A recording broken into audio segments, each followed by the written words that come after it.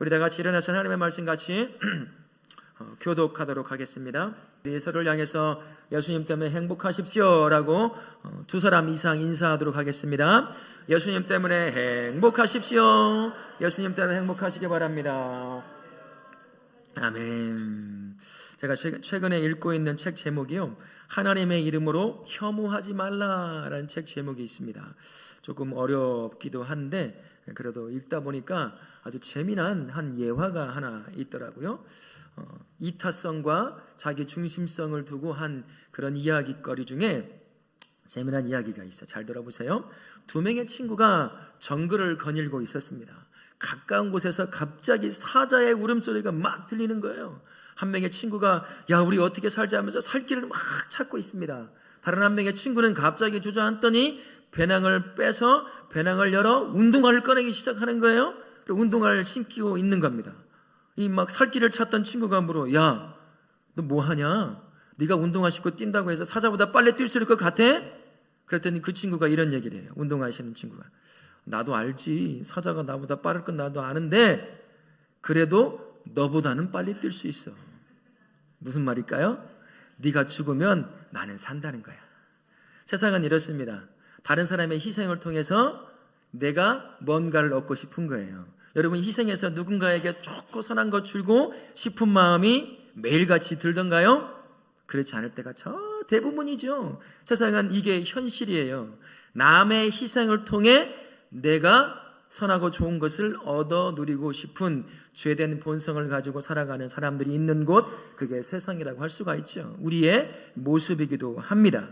이런 현실에 서 있는 우리를 향해서 예수님께서 비교 불가능한 희생이 무엇인지 다시 한번 유대인들을 향하여, 그 당시는 유대인, 지금은 우리를 향하여 말씀하시는 우리에게 말씀을 오늘 읽었습니다. 예수께서 이들이 친숙한 양의 우리라고 하는 비유를 통해서 유대인들에게 자기가 누군지, 무엇을 위해서 왔는지를 설명해 주셨습니다. 그게 바로 1절부터 6절까지 말씀인데요, 이들이 알아들었습니까? 못 알아들었습니까? 못 알아들었어요. 자기들이 익숙한 그 현장에서 이루어진 그것을 가지고 비유를 통해 예수님 말씀해 주셨는데 못 알아들어요. 그래서 예수님이 어떻게 하시죠? 다시 자세하게 설명하십니다. 왜 예수님이 또 반복해서 더 자세히 설명하실까요? 그들을 사랑하셨기 때문이에요. 그들 구원의 길로 인도하고 싶으신 마음이 있으셨기 때문이에요. 못 알아들어 자신을 바라보지 못하는 그들에게 다시 한번 자세하게 자신이 온 이유를 설명하십니다. 그러면서 하신 이야기가 뭐죠? 나는 양의 문이다 라고 말씀하셔요. 양의 문을 이야기하시면서 양의 문이 줄 수 있는, 양떼를 향해 줄 수 있는 복 몇 가지를 말씀하시는 것을 볼 수가 있어요. 첫 번째, 양의 문이 주는 복이 뭘까요?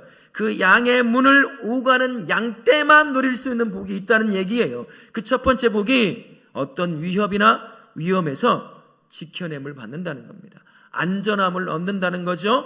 구원을 확보한다라는 의미가 담겨져 있는 겁니다.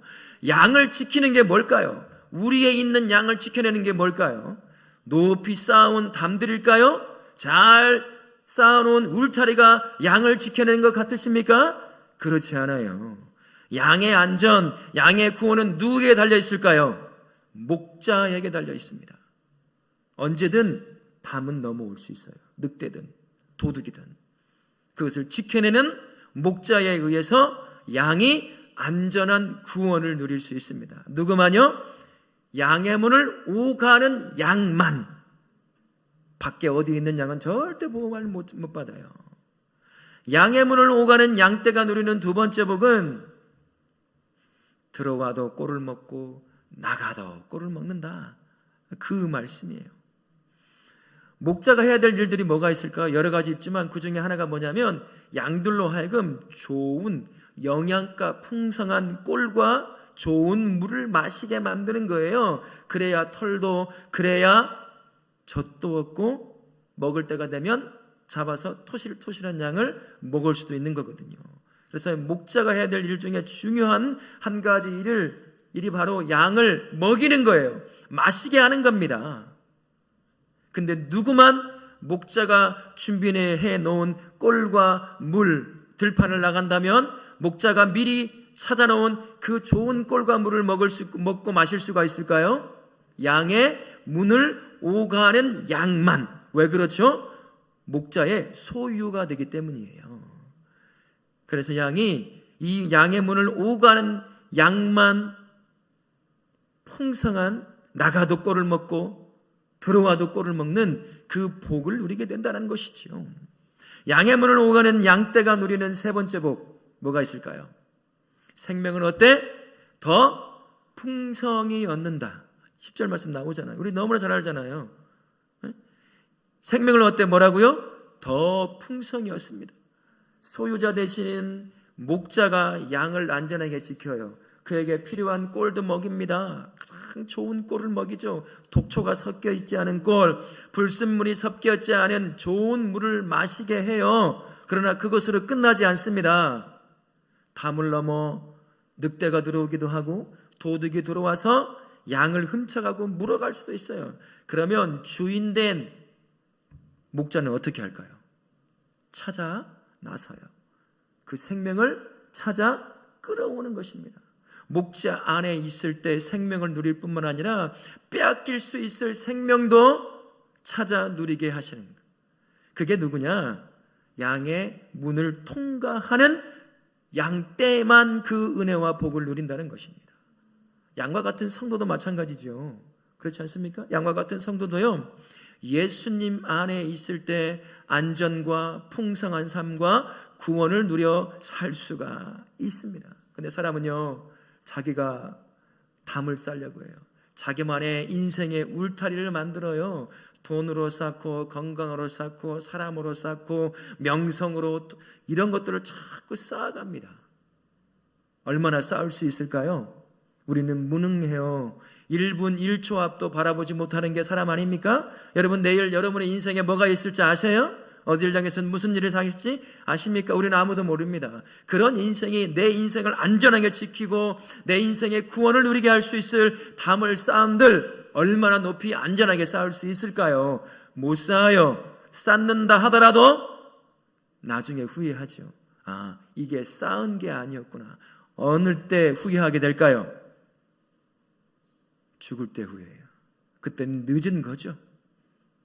자기가 쌓았다고 생각하는데 아무것도 쌓은 것이 없어요.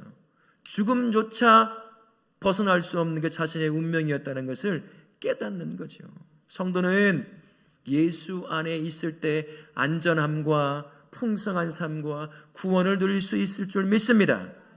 목자가요, 우리를 잘 쌓아 올린다고 하더라도 늑대는 넘어오게 돼 있습니다. 여우는 넘어오게 돼 있어요. 도둑은 넘어오게 돼 있습니다.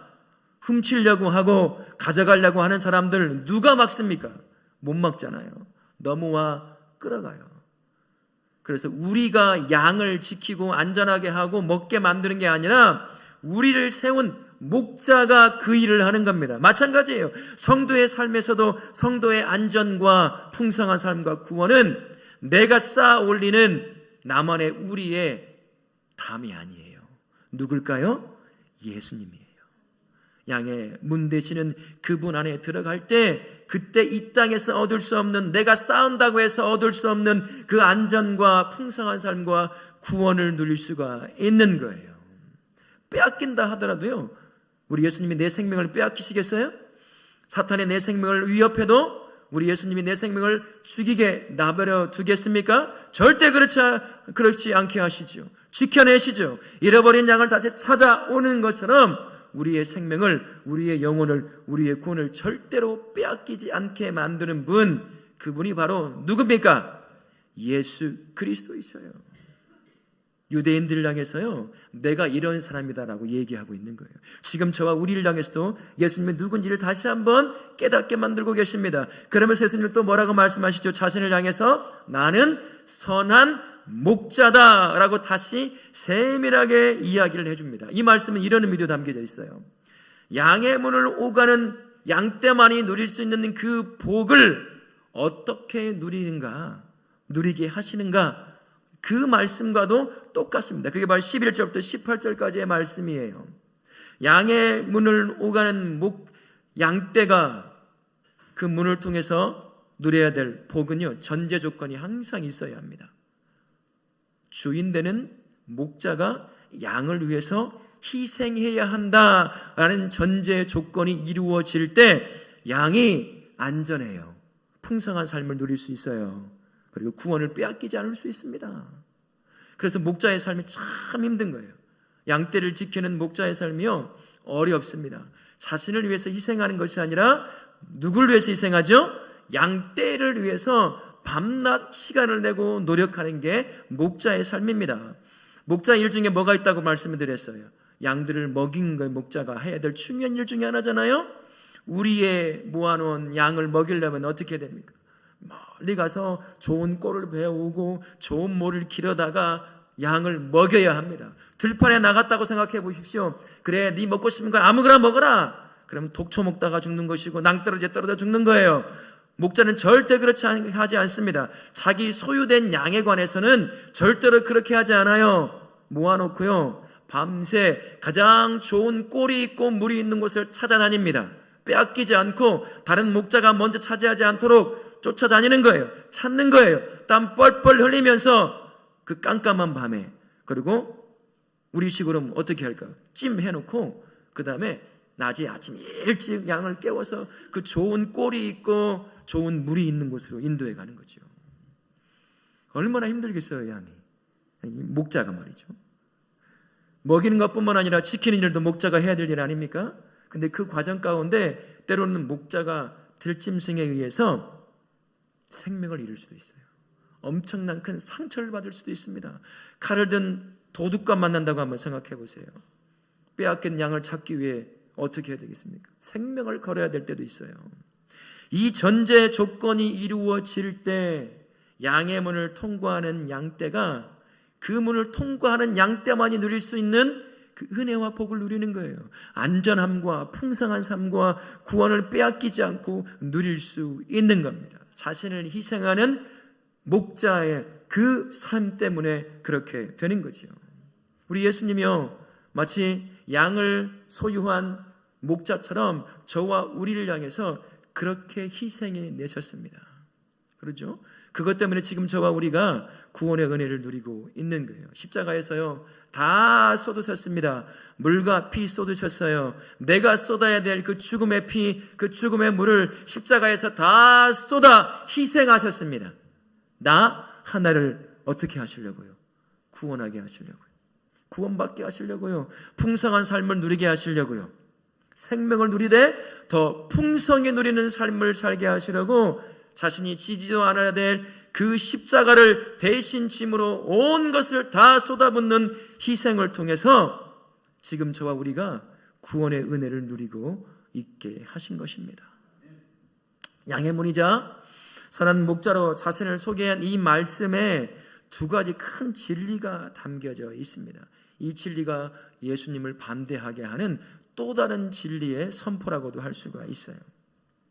첫 번째가요, 구원은 누구에게나 열려 있다는 겁니다. 구원은 포용성이 무한대예요. 9절 말씀 한번 볼까요? 내가 문이니 그 답 단 한번 보세요. 누구든지 나로 말미암아 들어가면 구원을 받고 또는 들어가며 나오며 꼴을 얻으리라 라고 말씀합니다. 구원의 문은요, 다 열려 있어요. 누구를 향해서도, 어떤 사람을 향해서도 열려 있습니다. 인종 따지지 않습니다. 돈 따지지 않아요. 건강 따지지 않습니다. 나이 따지지 않아요. 학식 따지지 않아요. 그가 아무리 극악한 범죄를 저지른 사람이라고 하더라도 구원의 문은 그에게 여전히 열려 있습니다. 그래서 구원은 그 앞에 나오는 자는 누구든지 구원을 얻을 그러한 조건이 주어져 있는 거예요. 모든 사람을 포용합니다. 여러분 중에 이런 사람, 이런 생각하시는 분이 계실지도 모르겠어요. 나 같은 사람이 구원받은 사람일까? 이런 생각 가진 분이 있다면 그 생각 버리십시오. 사단이 주는 생각이에요. 나 같은 자도 구원받을 수 있어요. 또 이렇게 생각하시는 분이 계실지 모릅니다. 야, 저런 사람이 구원받을 수 있을까? 이것도요, 사단이 주는 생각이에요. 그런 사람도 구원받을 수 있어요. 누구든 구원받을 수 있도록 구원의 문은 언제나 활짝 열려 있습니다. 특별한 어떤 민족, 특별한 어떤 사람, 그 사람에게만 구원의 문이 열려 있지 않아요. 예수님이 뭐라고 말씀하십니까? 누구든지 내 안에 들어오면 구원을 얻겠다고 말씀하시는 거죠. 구원의 문은 활짝 열려 있어요. 그 열려 있다는 것이 뭡니까? 초청하는 거죠. 이제 초청에 응하기만 하면 되는 겁니다. 그게 바로 이 양의 비유를 통해서 주시는 진리 중에 하나예요. 유대인들이요, 화가 나기 시작하는 거예요. 이 말을 듣자마자 마음에 분노가 일어나기 시작하는 겁니다. 양의 문이 가지고 있는 그 선한 목자가 가지고 있는 진리 중에 하나, 누구든 구원을 얻을 수 있다는 포용성을 가지고 있는 이 진리지만 동전의 뒷면처럼 그 다른 이면에는 완전히 다른 진리를 가지고 있습니다. 9절에 잘 보십시오. 자세히 보면 내가 문이니 나로 말미암아 라고 말합니다. 이 말은요, 요한복음 14장 6절의 말씀과 똑같은 말씀이에요. 뭐라고 말씀하셨냐면 내가 곧 길이요 진리요 생명이니 나로 말미암지 않고는 아버지께로 올 자가 많다 없느니라. 구원의 문은 배타적입니다. 100% 함부로 들어갈 수가 없어요. 구원의 문은 누구를 향해서 다 열려 있지만 그 문을 통과할 사람은 따로 있다는 거지요. 누구나 다 그 문, 구원의 문 앞에 서 있다고 해서 마음껏 자기 마음대로 들어갈 수 있는 것이 구원의 문이 아니라는 겁니다. 누구만이 구원의 문이라고 말을 하는 거죠? 예수 그리스도만이, 그분만이 구원의 문이다 라고 분명하고 명확하게 이야기하고 계십니다. 세상은 달라요. 종교다원주의를 쫓아갑니다. 세상은요, 어느 곳을 가든 여러 문이 있는데 도달하는 것은 똑같지 않느냐, 구원이라고 하는 것은 있지 않느냐, 거기만 가면 되는 거 아니야. 무슨 종교를 믿든 뭘 믿든 돈을 믿든 자식을 믿든 부모를 믿든 뭘 믿든 상관없어. 네 자신을 믿어도 돼. 그냥 어차피 마지막 단계 구원이라고 하는 건 다 거기서 만나게 돼 있으니까. 이게 세상이 가르치는 종교다원주의적 삶입니다. 속지 마세요. 다 거짓말입니다. 구원의 길은 활짝 열려 있지만 한 길밖에 없어요. 오직 누구요? 예수 그리스도, 그분만이 양의 문 되고 구원의 문이 되시는 거예요. 수많은 종교다원주의자를 얘기하는 그 소리에 속지 마십시오. 이렇게 구원의 문이 하나라고 말하다 보니까 성도와 교회가 조금 욕을 얻어먹어요. 왜 그럴까요? 야, 너희들만 구원의 길이 있느냐? 너희들만 구원의 문이 있냐? 어떻게 이렇게 배타적일 수 있느냐? 다른 종교와도 대화도 하고 그래야 되는 거 아니냐? 너희도 구원의 길이 있는 것처럼 우리에게도 있어. 그렇게 말을 하는 거예요. 그러다 보니 교회가 예수 그리스도의 구원의 문만 말하니까 손가락질 당하는 거죠. 아주 꽉 막힌 배타적인 종교다라고 이야기합니다. 근데 생각해 보십시오. 구원을 줄 수도 없는 여러 문이 있어요. 비슷해요. 색깔도 비슷해요. 그리고 구원의 문이라고 이름까지 써 있어요. 이 종교 저 종교 뭐든지 간에 다 수많은 구원의 길로 인도한다고 써 있는 문들이 막 가득해요. 다 비슷해요. 어떤 일이 발생할까요? 어떤 것이 진짜 구원의 문인지 못 찾아요. 헤매요. 근데 예수님이 비슷하고 똑같은 가짜 구원의 문들이 질비한 그곳에서 예수가 뭐라고 말씀하십니까? 나만이 구원의 길이라고 말씀하시는 거예요. 마치 이것과 같습니다. 모든 문이 하얀색 문인데 예수님의 구원의 문만 빨간색 문이야. 찾기 쉬워요, 어려워요? 찾기 쉬워요, 어려워요? 이 말 하는 것도 어렵습니까? 다 하얀색인데 예수님의 문만 빨간색이에요. 거기에 구원의 문 써 있어요. 찾기 쉬워요, 어려워요? 쉬워요. 예수님이 그렇게 하신 거예요. 가짜 문들이 너무 많아요. 그래서 자기만 구원의 문이라고 탁 어디서 봐도 그 빨간 문은 다 보이는 거예요. 찾아갈 수 있는 거지요. 구원의 문 못 찾아서 영원한 지옥으로 갈 수 없으니 예수께서 나만 내가 문이라고 말씀하셔요. 저들도 문이 아니라 내가 문이고 나로 말미암아 아버지께로 오게 된다는 말씀하십니다. 그래서 구원의 문의 배타성이 저와 우리에게는 은혜가 되는 거예요. 헤매지 않아도 되잖아요. 쓱 돌아보면 빨간 문이 저기 있는 거 그냥 알잖아요. 가면 되는 거거든요. 문 열면 되는 거예요. 예수를 구주로 영접하면 되는 거예요. 그러면 그냥 구원을 얻을 수 있어요. 그래서 우리가 은혜인 거예요. 예수께서 자기가 유일한 구원의 문이라고 말하는 것이 그래서 우리에게 은혜가 되는 겁니다. 방향을 확실하게 잡을 수 있잖아요. 방향강만 잃어버릴 필요가 없어요. 바라보기만 하면 거기에 빨간 문이 딱 써 있는데 예수의 보혈의 피로 물들은 구원의 문이 빨갛게 되어 있는데 그걸 누가 못 찾겠습니까? 찾아가 그 속에 들어가는 거예요. 예수께서요 자신을 양의 문이요 선한 목자라고 자세히 얘기해 줍니다. 지금 그 얘기를 하고 있는 거예요. 나만이 너희들이 기다리는 메시아라는 겁니다. 나를 영접해야 네가 영원한 구원을 얻을 수 있다. 너희가 바라던 그 생명을 누릴 수 있다 라고 못 알아들으니까 자세하게 예수님께서 설명하십니다. 지금 그 이야기입니다. 그런데 보세요. 19절을 보십시오. 뭐라고 되어 있냐면요, 이 말씀으로 말미암아 유대인 중에 뭐가 일어났다고요? 분쟁이 일어났어요. 당연합니다. 이 진리를 통해 뭘 가르치면 두 가지 가르쳤죠. 첫 번째, 누구나 다 구원 얻을 수 있도록 문이 열려 있다고 말했습니다.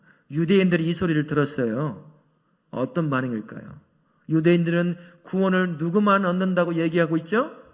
선택된 자기만 구원받는다고 얘기하는 거예요. 근데 예수께서 야, 누구든지 인종, 나이, 모든 것 상관없이 누구나 내 앞에 나와 나를 영접하면 네가 구원을 얻는다라고 말하니 유대인들 마음이 어떻겠습니까? 이 안에 부글부글 끄는 거죠. 부글부글 끓어요. 그리고 그 다음에 말해요. 내가 그 구원의 문이라는 거예요. 유대인들, 바리새인들이 봤을 때 허름하게 그지없는 옷을 입고 얼굴은 새카맣게 관리해서 목수일을 하다가 뭐 하다가 타서 메시아처럼 보이지도 않는 저 촌뜨기가 자기가 메시아고 자기만이 유일한 구원의 길이라고 얘기하니 그들이 기대하고 있던 메시아와는 전혀 어울리지 않잖아요. 그러니 그들 마음에 뭐가 들겠습니까? 부글부글 끄는 거예요. 20절에 한번 보세요. 예수님의 이 말씀을 듣고 뭐라고 말합니까? 예수님이 귀신 들려 미쳤다 라고 이야기합니다.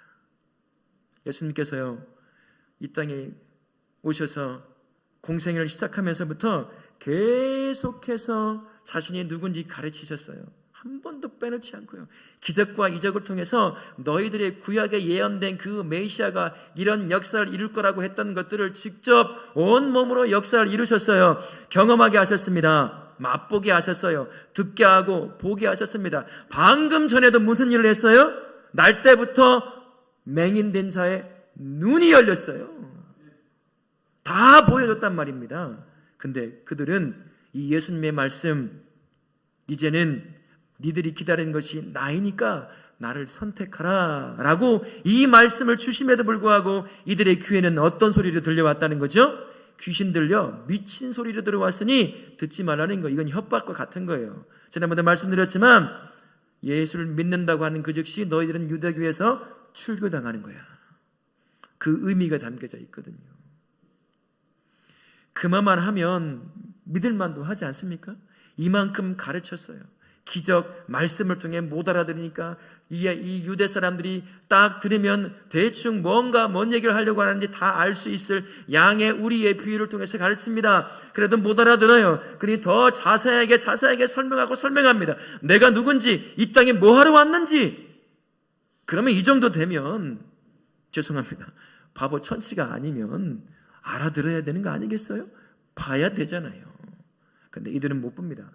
유대인의 절대 다수가 이 예수님의 말씀을 듣고 귀신 들려 미친구나, 저 소리 듣지 말아야 된다, 너희들 그 소리 듣지 마 라고 얘기해요. 소수만, 극소수만. 아니 어떻게 귀신 들려 미친 자가 눈먼 자를 눈을 떠 치료할 수 있겠느냐, 어떻게 귀신 들려 미친 자가 저런 놀라운 진리의 말씀을 전할 수 있느냐. 아주 극소수의 사람들만 예수님이 메시아가 아닐까 하고 한 걸음 가까이 나아간 그런 일밖에 없었어요. 전부 다 예수님을 믿지 못하는 거죠. 선택의 순간에 유대인들 예수님을 선택하지 못했습니다. 수많은 기적, 말씀을 통해 가르쳤음에도 불구하고 여전히 못 알아보고 있는 유대인들인 거죠. 혹시 우리 안에 이만큼 예수님을 설명했는데도 아직도 예수님을 영접하지 못한 분이 있다고 한다면, 여러분, 예수님 안에 있을 때 여러분의 인생의 안전과 풍성한 삶과 구원이 보장됨을 믿으십시오. 그리고 예수님을 영접하실 수 있기를 바랍니다. 지금 이 말씀을 통해 저와 우리에게 주시는 그 선택이 바로 그거예요. 예수 믿는다고 종교적 행위는 잘하고 있는데 진짜 네가 나를 믿느냐는 거죠. 응? 이제 선택하라는 거예요. 내가 누군지 너에게 알려줬다. 양의 문이요 선한 목자로서 내 안에 올 때 너의 인생이 안전하고 너의 인생이 풍성한 삶을 누릴 뿐만 아니라 너의 구원이 보장받는다고 예수께서 말씀하신 걸 들었지. 이제 선택하라는 거예요. 종교적 행위에 머물러 있지 말고 이제는 예수 그리스도를 구주로 영접하라. 그 말씀을 하고 있는 겁니다. 그러니 예수님을 영접하지 않고 예수 믿는 척한 무늬만 그리스도인이 여기 계시다고 한다면 예수님을 구주로 영접하는 역사가 있기를 바랍니다. 근데 이 말씀은요, 예수님을 알지 못하는 자를 향한 말씀일 뿐만 아니라 예수를 믿는다고 말하고 예수 안에 있다고 말하는 저와 우리를 향한 말씀이기도 합니다. 우리도 매일 선택하라고 얘기하셔요. 성도는 어떤 사람이죠? 예수님 안에서 예수님이 주신 구원의 은혜를 매일같이 누리는 존재가 성도입니다. 내가 예수를 믿겠다고 고백하는 그 순간만 누리는 게 구원의 은혜가 아니에요. 매일 매 순간 나와 동행하시면서 나의 삶을 인도하시는 그분으로 말미암아 매일 매 순간 그 구원의 감격스러운 은혜를 누리고 나눠야 될 사람이 누구냐면 성도라고 하는 사람입니다. 그래서요, 우리에게 선택하라고 말씀하시는 것과 똑같아요.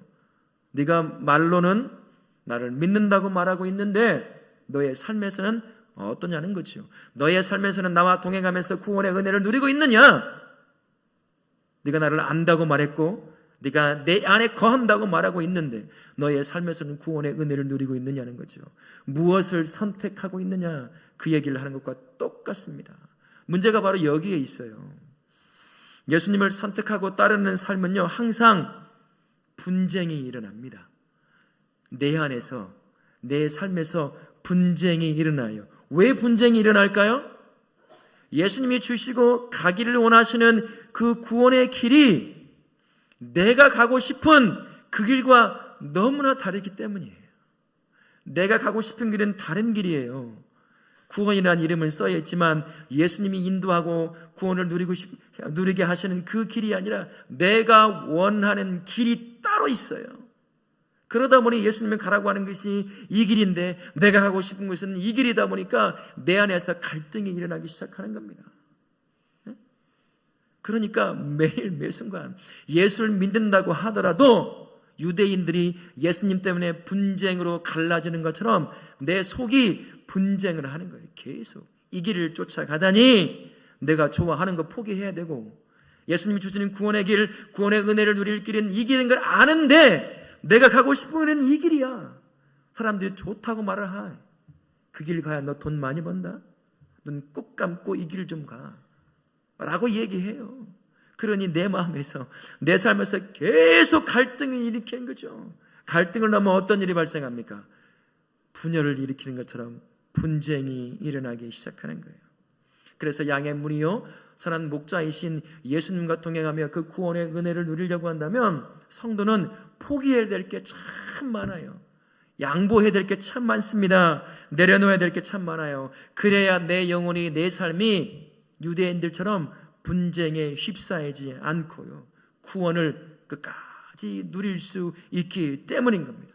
내려놓고 포기하지 않으니까 유대인들처럼 그 앞에 예수가 누군지를 정확하게 가르치고 알고 있음에도 그분을 선택을 못해요.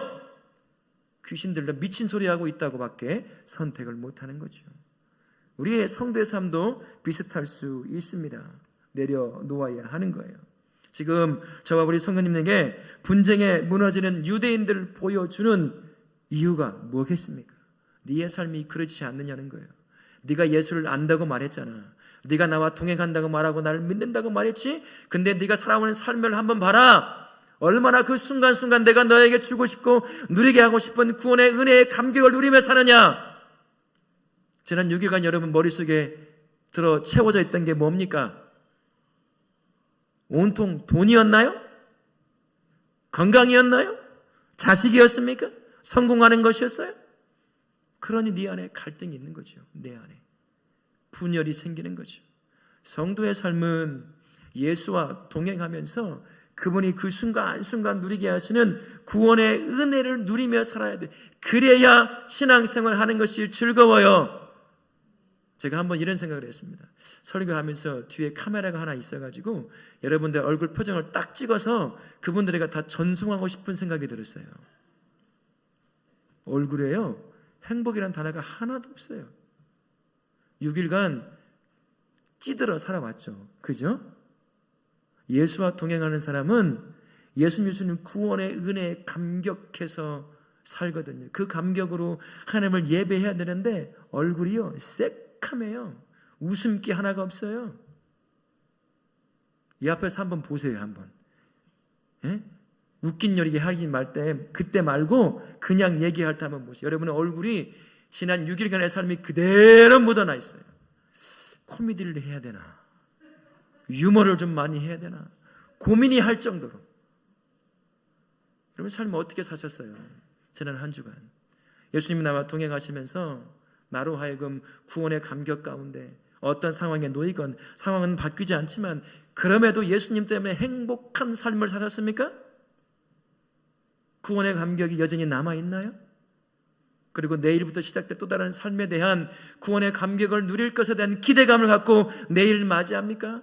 와, 내일 또 월요병이지. 아이고 죽겠네. 이놈의 월요일은 왜 이렇게 빨리 오는지. 저는 왜 이렇게 주일이 빨리 오는지 모르겠어요. 월요일을 지나면 바로 그 다음 날이 주일 같아요. 설교는 쌓이고 힘들어 죽겠어요. 사실은 그렇습니다. 예수님께서 우리를 부르신 이유, 함께 동행하는 이유는 다른 것이 아니에요. 나와 동행하며 내가 너에게 매일매일 누리게 하고 싶은 그 구원의 은혜를 누리게 하시라고 합니다. 여러분 신앙생활 재밌어요? 행복하십니까? 아닌 분들이 대부분이잖아요. 마지못해 하고 예배 빠지면 하나님이 벌 줄까 봐 두려운 거예요. 헌금 안 하면 하나님이 내 돈 다 뺏어갈까 봐 두려운 거예요. 그것 때문에 여러분 예배하고 계셔요? 우리 하나님이 우리가 없어서 못 사시는 분입니까? 우리 없어도 살아요. 우리 돈 없어도 아무 상관이 없어요. 우리 하나님 그것 때문에 여러분 예배하라고 말씀하지 않아요. 일주일간 하나님과 동행하지 못한 시간이 너무 많잖아요. 예수님과 동행하지 못한 시간이 너무 많잖아요. 구원을 얻었다고 하면서도 그 얼굴에 구원은 전혀 8원짜리밖에 되지 않잖아요. 9원도 안 돼요. 10원도 안 되고 8원밖에 안 되잖아요. 그래서 하시는 거예요. 예배하러 오라는 거예요. 내가 너를 만나겠다는 거예요. 내가 너를 만나?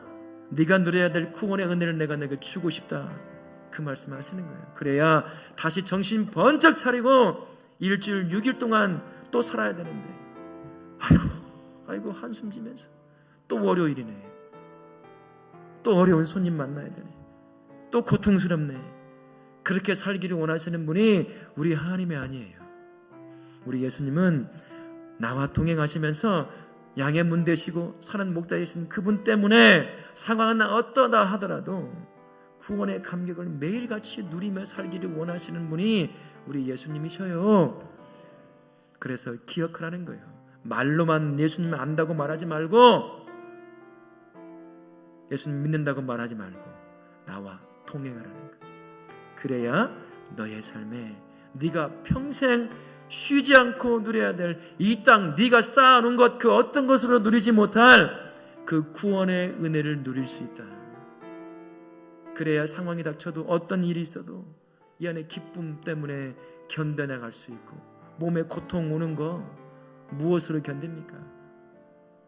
나를 구원하신 예수님의 그 사랑 때문에 견디는 거지요. 이 한 주간 다시 하나님께서 삶의 현장을 우리를 파송하셔요. 선택의 기로에 놓이게 하십니다. 내 마음을 분열시키고 분쟁에 몰아넣을 이 땅의 것, 내가 좋은 것을 선택할 거냐, 아니면 포기하더라도 아깝더라도 그것 다 내려놓고 나를 하여금 구원의 은혜 가운데 살게 하시려고 하시는 예수님을 선택할 거냐. 우린 분명해요. 어디에서 구원의 은혜를 누릴지 말하지 않아도 알잖아요. 이 한 주간 양의 문이요 선한 목자 대신 예수님을 선택함으로 말미암아 그분을 위해서 오는 여러분의 인생의 안전함과 풍성한 삶과 구원의 감격을 매일같이 누릴 뿐만 아니라 흘려보내는 우리 성도님들 되시기를 예수님의 이름으로 축원합니다. 아멘.